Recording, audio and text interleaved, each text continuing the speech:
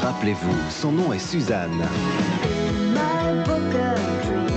Suzanne Vega.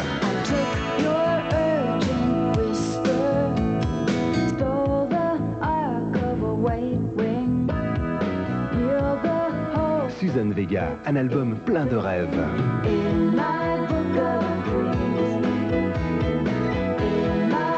Suzanne Vega, nouvel album avec RFM. Toi aussi, c'est la première fois?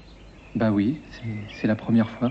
Ne vous inquiétez pas, le Nikon F401 a un ordinateur qui fait la mise au point et qui maîtrise automatiquement toutes les conditions d'éclairage. Avec le Nikon F401, c'est bon dès la première fois. Et la deuxième? C'est comme ça, steak, frites ou pizza. C'est comme ça pour tous ces petits plats. On ne peut résister à Coca-Cola. Un Coke avec ça, d'accord. Rien ne résiste à cette sensation. On partage ce goût qu'on adore. Moi j'en veux encore et encore. Remplis nos verres de Coca à bord. C'est en toi et tu n'y résistes pas. Cette sensation s'appelle Coke. Il y a des cas où l'arbitrage de Roland-Garros est vraiment difficile. D'un côté, capote électrique, de l'autre, toit ouvrant panoramique, verre métallisé, filet blanc, intérieur cuir, jante alliage, et en plus, elles ont le même nom. Égalité. 205 Roland-Garros, de sacrés numéros.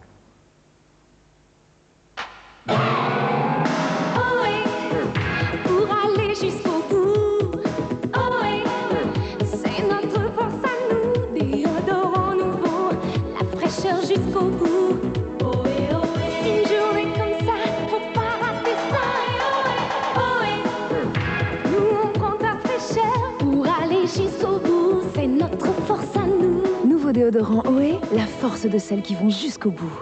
Ohé préserve la couche d'ozone.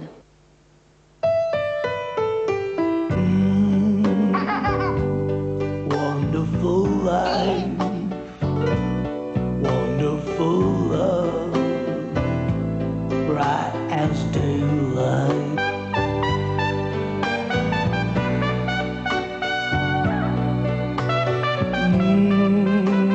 Wonderful life.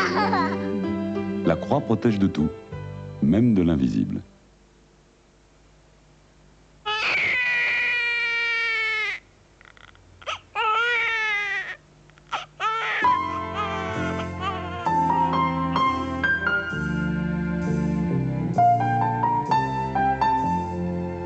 Soupline et le monde est plus doux.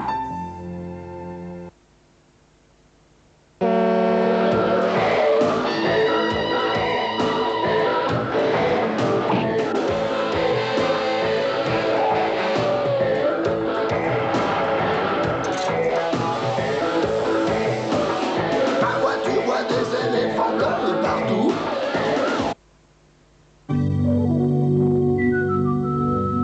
Aldo Machon, la dingue, c'est ça. Il est belle, elle est belle, elle est belle. Il est cool. Plus beau que moi, tu meurs, toi, hein? Que t'es bon, toi. C'est à quel étage, votre septième ciel? Plus beau que moi d'humeur, Aldo porte toujours sur la une. Dans quelques instants, les stars, l'émotion et le rêve avec les films en compétition aujourd'hui sur la Croisette, c'est à Cannes. Et puis à Paris, eh bien, c'est François Bachy qui vous présentera les dernières informations de ce dimanche. À 1h40, un concert, 2 concerts même au programme de cette fin de soirée sur la une. La symphonie en ut de Georges Bizet, interprétée par le Panorama des orchestres de France, sous la direction de Jean Piavalez, et la fantaisie pour piano et orchestre de Claude Debussy, dirigée par Antonella Alimandi. Mais tout de suite, c'est à Cannes, suivi de TF1 Dernière.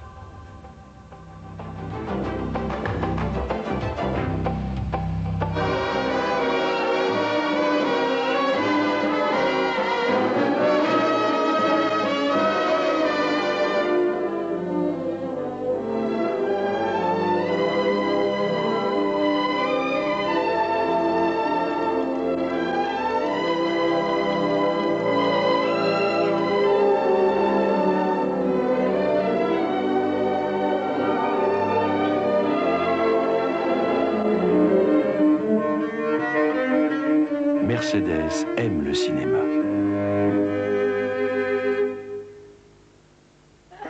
Posso balanzare solo? Z. S. A-N. C'est tout.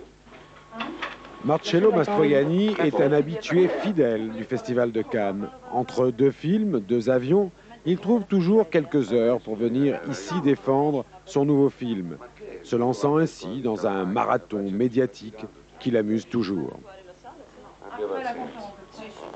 On te garde, c'est la mia radio.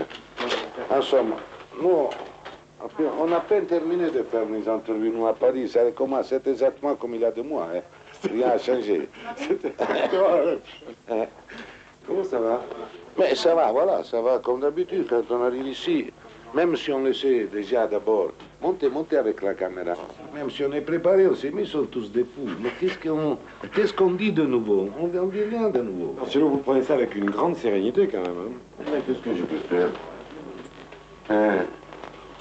Prendre la cigarette. Une cigarette.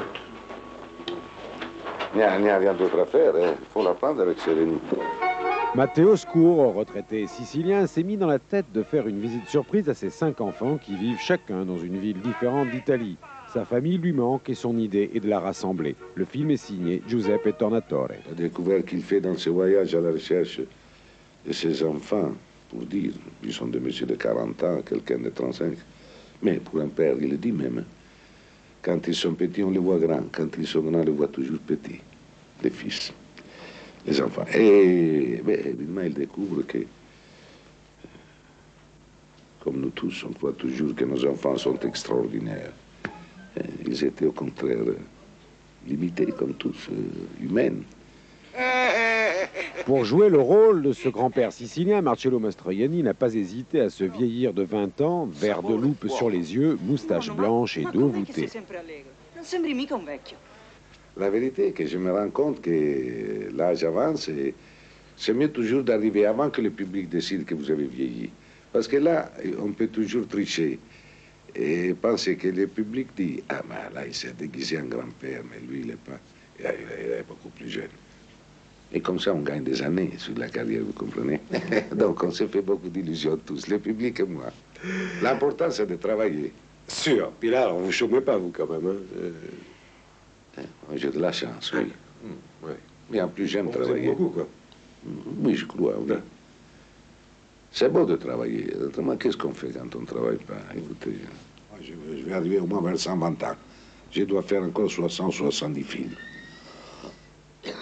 Réglez-vous, mettez en scène, préparez vos scénarios pour l'année 2000, etc., parce que je suis toujours là. Hein. C'est un plaisir. Au revoir. Mais je m'excuse, mais il paraît qu'on doit vraiment partir.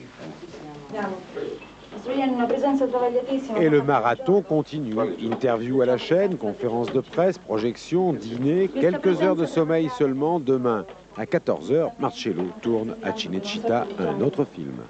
Senta, io non so uno scherzo.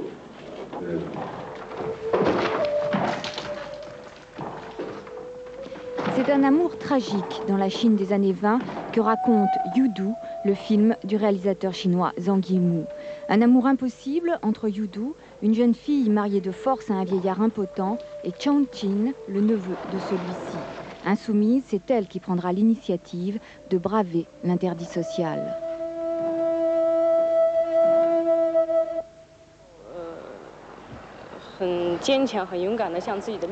C'est une femme très forte, très courageuse, car elle refuse de se soumettre à son destin et elle se bat contre l'ordre établi.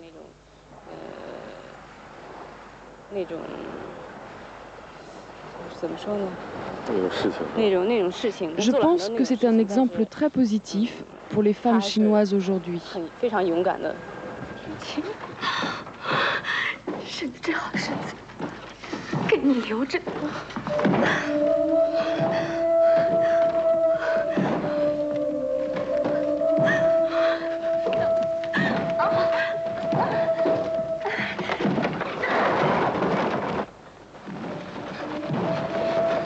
Plus que la description du système social, c'est la confrontation de l'individu avec sa destinée qui se déroule dans la teinturerie artisanale.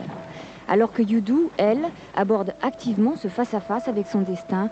Chongqing, lui, ne résiste ni à ses désirs, ni aux conséquences qu'ils entraînent.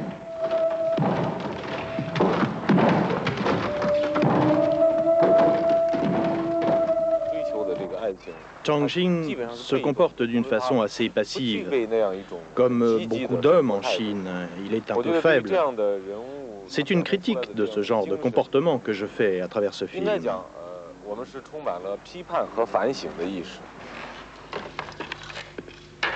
De l'union du couple illégitime naîtra un enfant marqué dès la conception par le sceau du drame.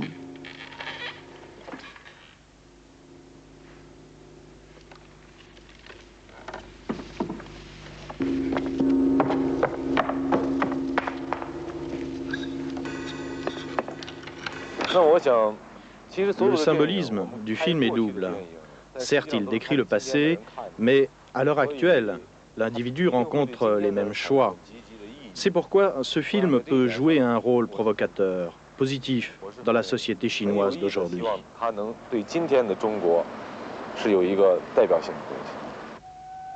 En Chine, l'actrice Gong Li est déjà une star.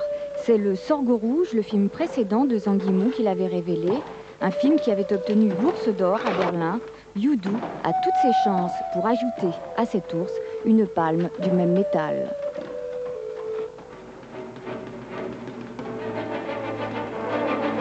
Recherche palme d'or désespérément. Vous avez des informations sur la palme? Ah non, pas encore. Les journalistes s'emportent, critiquent et argumentent. Dernière journée où l'on peut savourer son palmarès idéal. Demain, tout sera injuste, forcément injuste.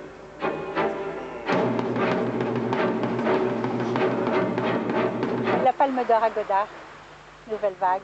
C'est plus jeune comme esprit de couronner Taxi Blues et Lungin parce que c'est son premier film et qu'il y a quelque chose de vraiment nouveau là-dedans. Bonjour. Vous avez des informations sur la palme? Ah non, pas d'accord. Pas d'accord. Les clans se forment, chauvins, fanatiques du cinéma de l'Est, godardien ou eastwoodien, il faut choisir. Je vais dire que je suis une chienne frénétique et il m'a pas déçu, quoi, au contraire. Vous pensez que le jury osera donner quelque chose au film de Lynch, par exemple? À mon avis, non. C'est trop violent, c'est trop sexy, c'est trop chaud, c'est trop rock'n'roll, ils oseront pas. Monsieur, vous avez des informations sur le palmarès? Non, aucune, mais enfin, moi malheureusement, j'ai pas pu voir tous les films qui étaient présentés. Vous avez des informations sur la palme? Sur quoi? Mon palmarès, il correspond un peu à l'esprit aussi d'une palme d'or. Ça serait le film de David Lynch, Sailor et Lula, parce que je trouve que c'est un film à la fois personnel, original, audacieux et en même temps public, avec beaucoup d'énergie, d'humour, d'émotion. Je trouve que c'est un film qui éclate. Et puis, bon, et Godard pour le Grand Prix spécial du jury, parce que c'est un film de recherche. Vous avez des informations sur la palme? Pas du tout. Aucune idée? Aucune rumeur? Pas même pas, non. La rumeur n'arrive pas jusqu'à vous? Aucune. Vous ne savez rien? Rien du tout.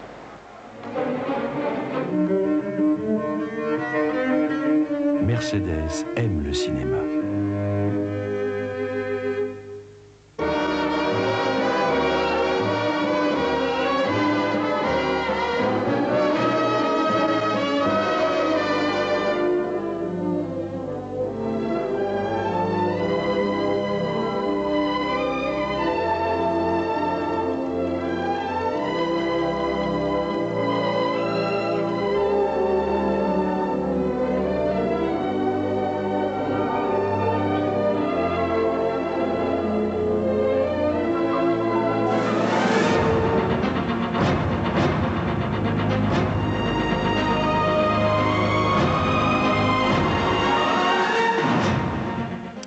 Bonsoir. Avant de revenir sur l'attentat qui a tué ce matin 8 ouvriers palestiniens près de Tel Aviv et la journée noire qui a suivi dans les territoires occupés, l'autre information du jour, c'est bien sûr la Roumanie, les élections libres et la victoire écrasante de Ion Iliescu, le numéro 1 provisoire, deviendra dans les prochains jours le premier président élu librement en Roumanie.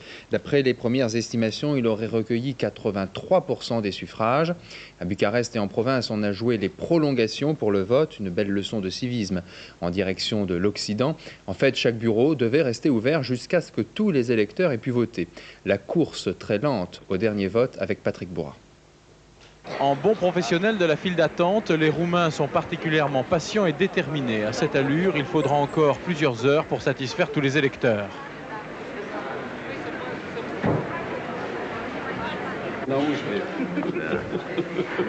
Est-ce que vous allez rester ouvert jusqu'à ce que la dernière personne ait voté?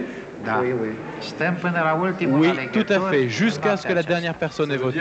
Toute la nuit, par exemple? Oui, jusqu'à demain midi s'il le faut. Il est vrai que chaque votant passe au moins 5 minutes dans l'isoloir. Pourquoi êtes-vous resté si longtemps dans l'isoloir? Parce que les listes sont assez mal faites, on arrive difficilement à se repérer et on a beaucoup de mal à trouver le sigle qui convient. Les Roumains sont très patients. Oui, les Roumains sont très patients parce que dans ce moment, on a eu lieu la première élection libre après 50 ans. Et c'est pour ça que nous avons de la patience. Il faut que nous votons pour notre liberté, pour notre démocratie. Et c'est pour ça que nous soyons très patients pour n'importe quelle heure nous restons ici, mais il faut que nous votons. Est-ce que vous avez l'impression que le résultat est encore indécis? Ce n'est pas important pour nous. Nous donnons notre vote pour la démocratie. Non. Il y a des problèmes dans cette élection pour divers partis, mais nous attendons avec patience pour que tout le monde vote. Cette journée roumaine historique a été suivie par un demi-millier d'observateurs étrangers. Complexité des opérations de vote, constat de quelques irrégularités et la joie quand même. Récit d'un de nos correspondants en Roumanie, David Pujadas. Le vote côté fête. Dans ce quartier ouvrier autour de la plus grande usine de Bucarest, la file d'attente n'a pas diminué de la journée, comme partout ailleurs dans la capitale. Même ici, les gens sont endimanchés, on vient voter en famille comme on viendrait communier. C'est un jour historique? Oui, c'est plus qu'historique. C'est incroyable pour nous. Le vote côté pédagogie, pas facile de s'y reconnaître dans les papiers, les enveloppes et les tampons. On rentre à deux dans l'isoloir pour se tenir les coudes et malgré les difficultés, chacun prend son devoir civique à cœur. Vous avez lu toutes les listes? Oui. Tous les papiers? Tous les papiers, tous les candidats de tous les partis. Ça a pris beaucoup de temps alors? Exactement. Le vote côté trouble, dans ce bureau, des observateurs italiens remarquent que les cartes d'identité ne sont pas systématiquement tamponnées. Certains auront donc pu voter 2 fois. La tension monte lorsqu'une femme est vue dans un isoloir en train d'aider 2 personnes âgées qui n'arrivent pas à lire les bulletins. Tout le monde s'en mêle, il y a de l'électricité dans l'air, on évoque déjà les élections truquées de 1946. Les gens, évidemment, ont des suspicions, parce que si c'est arrivé une fois, ça peut arriver la deuxième, la troisième, bon. Des débordements a priori plus imputables à l'improvisation qu'à une volonté dirigée. Pour en être sûr, il faudra attendre toutes les conclusions des observateurs. Les quelques 13 000 bureaux de vote n'auront donc pas suffi à assouvir dans les temps la soif de démocratie des Roumains. Cela dit, le résultat est sans appel.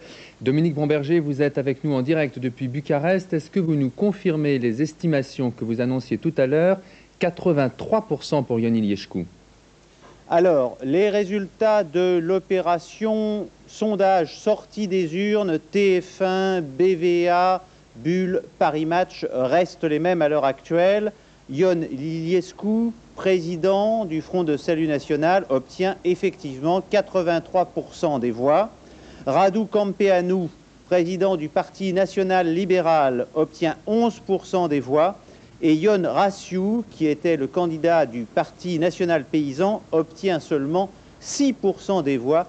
Il s'agit donc, vous l'avez dit, d'un véritable raz-de-marée. En ce qui concerne les élections législatives maintenant, Le Front de Salut National obtient des résultats considérables également, bien qu'un peu en retrait par rapport à ceux de Ion Iliescu.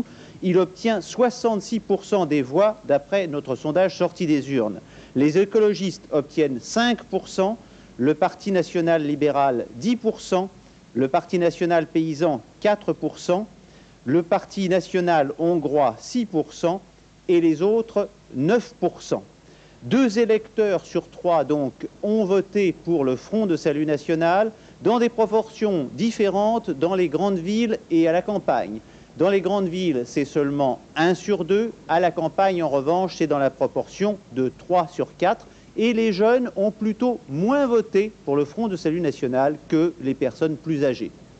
Alors face à ce raz-de-marée, Dominique, il y a bien sûr déjà des contestations de la part des 2 principaux adversaires de Ion Iliescu. On le verra tout à l'heure. Ion Iliescu, lui, se dit satisfait du déroulement des élections, mais quand même, est-ce qu'il n'y a pas un soupçon d'irrégularité qui pèse sur cette élection? Alors, disons que ces chiffres ne sont pas habituellement ceux que l'on enregistre dans les pays démocratiques. Cela étant, je crois que même s'il y a eu des irrégularités ici et là, cela ne suffit pas à tout expliquer. L'explication principale, à mon sens, tient en 2 points.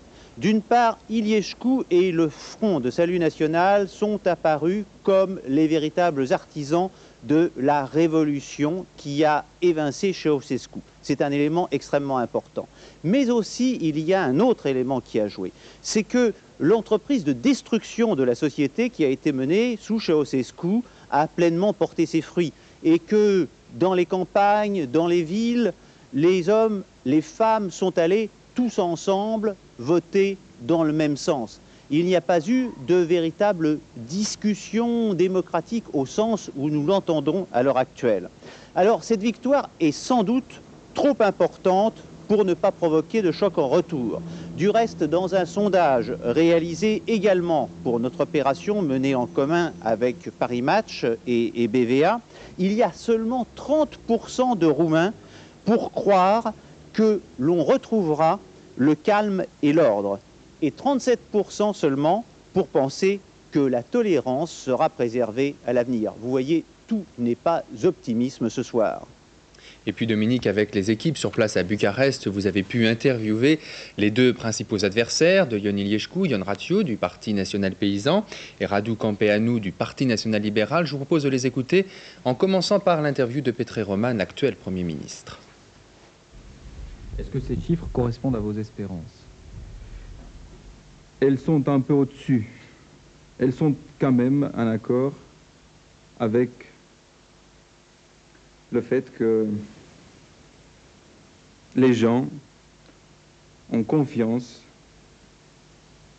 dans ce qu'ils ont vu, dans les personnes qui, maintenant, qui jusqu'à présent ont agi. Et je crois qu'ils ont aussi confiance dans la sincérité de ces gens. Ces élections sont entachées de très très graves irrégularités. Je dis bien de très très graves irrégularités. Bien sûr, tout reste à être revérifié. C'est ce qu'on va faire et ce qu'on fait dès maintenant par nos moyens. Il y a des fraudes à peu près partout. C'est même impressionnant de voir la variété des méthodes utilisées. Mais bien sûr, je dis encore une fois, toutes ces irrégularités qui sont très graves restent à vérifier. On a appris tout à l'heure que les bureaux de vote allaient être fermés à minuit et non pas à 23 heures. C'est quelque chose de tout à fait exceptionnel. C'est quelque chose de tout à fait exceptionnel, mais c'est aussi tout à fait exceptionnel de voir la façon dont a été organisée cette élection. Une façon à peu près, je dirais, inqualifiable. Et c'est ce que produit le fait aujourd'hui, si vous allez dans les rues, vous voyez des queues interminables de personnes qui attendent de voter et qui ne peuvent pas voter à cause d'une organisation mauvaise de ces élections, à cause d'une lenteur formidable faite par les gens qui doivent s'occuper de ces élections. Je suis complètement surpris. 80%. Plus de 85%. Plus de 80%. C'est la même chose que comme pendant le régime de Ceausescu. C'est tout. Il ne faut rien d'ajouter à ça. Je ne peux pas accepter le fait que 80% de la population est pour M. Iliescu. C'est complètement faux. Proche-Orient, c'était aujourd'hui la journée la plus noire qu'aient connue les territoires occupés par Israël depuis le début de l'Intifada, cette révolte des pierres que les Palestiniens ont entamée en décembre 1987 contre l'État d'Israël. Une quinzaine de Palestiniens ont été tués aujourd'hui et plus de 600 sont blessés. Tout a commencé tôt ce matin par un attentat. Un forcené israélien a mitraillé à bout portant 8 ouvriers palestiniens dans la banlieue de Tel Aviv. Notre correspondance avec Patricia Alémonière. 10, 20 tués dans les territoires occupés, il est encore trop tôt pour dresser un bilan. Cette scène s'est déroulée près de Jérusalem, 7 autres dans le camp palestinien de Ralroul en Cisjordanie. De nombreuses manifestations ont éclaté un peu partout dès que les Palestiniens ont appris que 8 d'entre eux avaient été tués par un Israélien près de Tel Aviv. Mais c'est à Gaza que la situation était le plus tendue. Cette bande de terre de 36 km de long a échappé au contrôle de l'armée ce matin. Les militaires, s'efforçant de reprendre la situation en main, ont fait de nombreux blessés. On avance le chiffre de 600 personnes ainsi que de nombreux morts. Ce soir, la télévision israélienne consacrait 25 minutes de son journal à l'événement. Un direct était organisé du centre de soins intensifs où se trouvent les 6 ouvriers palestiniens blessés ce matin alors qu'ils venaient travailler en Israël. Un peu plus tard, le chef d'état-major intervenait. Il appelait la population des territoires occupés au calme. Il précisait que l'armée ne se laisserait pas déborder comme au début de l'Intifada. La colère sera pourtant dure à endiguer. Les personnalités palestiniennes de Jérusalem se sont retrouvées ce matin. Elles ont demandé à la communauté internationale d'agir le plus vite possible. Certaines ont entamé une grève de la faim. Le monde ne peut continuer à assister au massacre des Palestiniens, des civils je veux dire, sans rien faire, sans intervenir. Les hommes politiques israéliens ont tous condamné la tuerie de Rishon LeZion. La gauche pacifiste réclamant l'ouverture de négociations immédiates avec les Palestiniens, la droite nationaliste se contentant d'exprimer ses regrets. Le responsable de l'attentat qui a été retrouvé a affirmé avoir agi pour des raisons personnelles. Puis Patricia Alémonière vient d'y faire allusion. Les protestations, bien sûr, ont été immédiates côté palestinien. Yasser Arafat a qualifié cet attentat de boucherie israélienne contre les Palestiniens et il a appelé les siens à manifester dans chaque village, chaque ville, chaque camp des territoires occupés. Le djihad islamique, lui, le mouvement intégriste actif, a déclaré vouloir, je cite, venger dans le sang les martyrs innocents. Réaction également de la part des autorités israéliennes. Je vous propose d'écouter le Premier ministre Yitzhak Shamir. We hope that such crimes will not be repeated. All our population is very shocked by this event. I hope that the Palestinian Arab population will not utilize this atmosphere for increasing violence and bloodshed. Politique française, Georges Marchais était ce soir l'invité d'Anne Sinclair à 7 sur 7. On a pu voir une convergence entre le secrétaire général du Parti communiste français et le président du RPR. Pour Georges Marchais aussi, le gouvernement socialiste a, je cite, singulièrement facilité la promotion de Jean-Marie Le Pen. L'attitude face à Le Pen était d'ailleurs au centre du week-end de meeting et de réflexion de l'opposition. Devant différentes assemblées, Valéry Giscard d'Estaing et Jacques Chirac ont chacun peaufiné leur stratégie à l'égard du président du Front National. Jean-Michel Carpentier a suivi tous ces discours et il nous explique les deux approches différentes des deux leaders de l'opposition. Depuis quelque temps soupçonné d'ambiguïté à l'égard du Front National, Valéry Giscard d'Estaing a expliqué ce matin qu'il préférait marquer ses différences avec lui sans attaquer nommément son leader. Jacques Chirac est plutôt partisan de l'attaque frontale et d'une dénonciation du danger que représente le Front National pour les libertés en France. Deux stratégies tout à fait différentes pour convaincre les électeurs d'extrême droite. Alors j'entends que certains nous disent oui, mais nous avons là un phénomène qui risque de se traduire par une sorte d'hémorragie de nos voix au profit d'une extrême droite qui se renforcera d'autant plus que nous l'attaquerons. D'abord, je ne le crois pas. Je suis même convaincu du contraire. La seule manière de réduire l'idéologie d'extrême droite à sa dimension véritable, c'est d'apaiser les tensions de la société française. C'est d'ailleurs l'objectif symétrique de celui que François Mitterrand s'était fixé concernant l'électorat communiste. Jouer l'apaisement, c'est trop risqué, disent les Chiraciens, qui rappellent l'écrasement en 2 ans de la droite modérée allemande par les nazis dans les années 30. Prendre le Front National de plein fouet, répondent les giscardiens, c'est risquer de valoriser Jean-Marie Le Pen. 2 stratégies contraires et à la clé un avantage décisif dans la course à l'Élysée pour celui qui aura choisi la plus efficace. Pour Jean-Marie Le Pen, l'intervention de Valéry Giscard d'Estaing fait penser, je cite, aux cassettes vidéo que les preneurs d'otages envoient aux télévisions. Pour le leader du Front National, Valéry Giscard d'Estaing subit les pressions qui s'exercent sur les responsables politiques. Michel Noir était lui l'invité du Club de la Presse à Europe 1 à propos de l'organisation de primaires à droite pour l'élection présidentielle. Le député maire de Lyon a dénoncé le poker menteur de Valéry Giscard d'Estaing et de Jacques Chirac. Et pour lui, la recomposition de l'opposition, ce n'est pas fini. Je vous propose de l'écouter.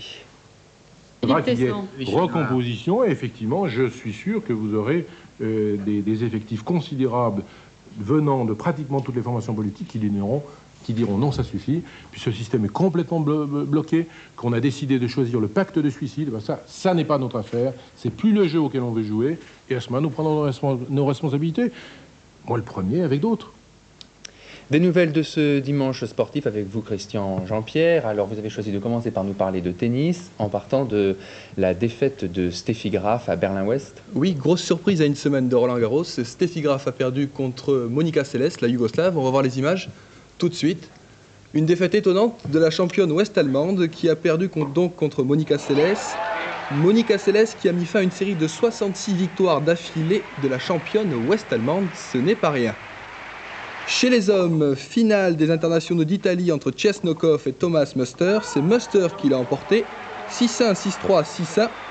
On devrait retrouver ces 2 hommes à Roland-Garros. Ils ont tous les 2 une très belle carte à jouer. On reste en Italie pour du cyclisme.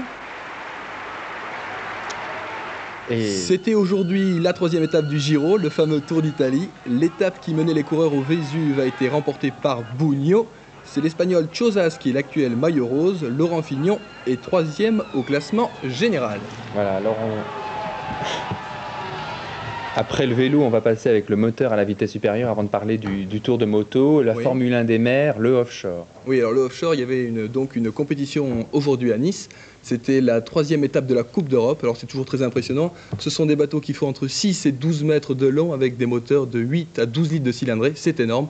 Vous allez voir, c'est impressionnant. On va voir les images.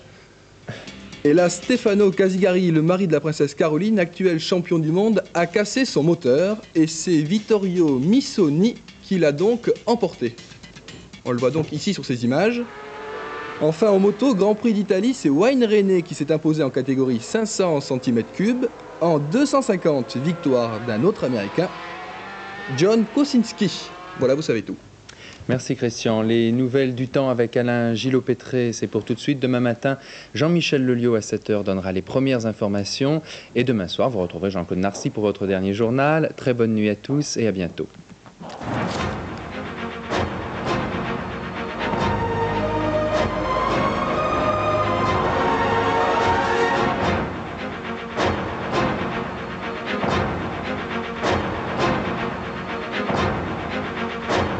Les infos par téléphone au 36 6 5 4 3 2 1. 24 heures sur 24, retrouvez toute l'actualité. Les infos avec TF1 36 6 5 4 3 2 1.